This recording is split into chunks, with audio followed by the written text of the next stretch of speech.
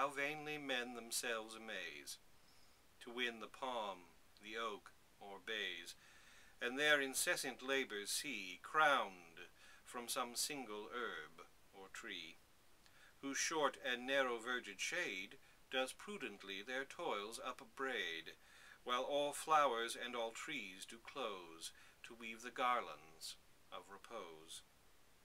Fair quiet, have I found thee here, and innocence thy sister dear? Mistaken long I sought you then, in busy companies of men. Your sacred plants, if here below, only amongst the plants will grow. Society is all but rude to this delicious solitude. No white nor red was ever seen so amorous as this lovely green. Fond lovers, cruel as their flame, cut in these trees their mistress' name. Little, alas, they know or heed how far these beauties hers exceed. Fair trees, wheresoever your barks I wound, no name shall but your own be found. When we have run our passion's heat, love hither makes his best retreat. The gods that mortal beauty chase still in a tree did end their race. Apollo hunted Daphne so, only that she might laurel grow. And Pan did after Syrinx speed, not as a nymph, but for a reed. What wondrous life is this I lead! Ripe apples drop about my head, the luscious clusters of the vine upon my mouth do crush their wine.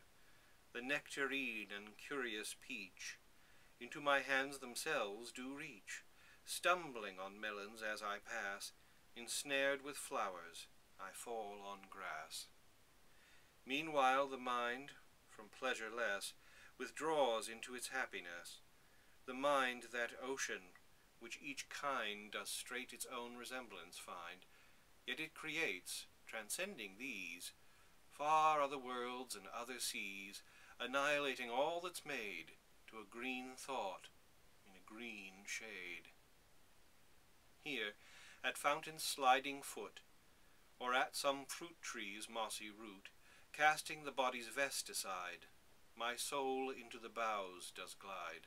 There, like a bird, it sits and sings, then wets and combs its silver wings, and till prepared for longer flight, waves in its plumes the various light. Such was that happy garden state, while man there walked without a mate, and after a place so pure and sweet, what other help could yet be meet?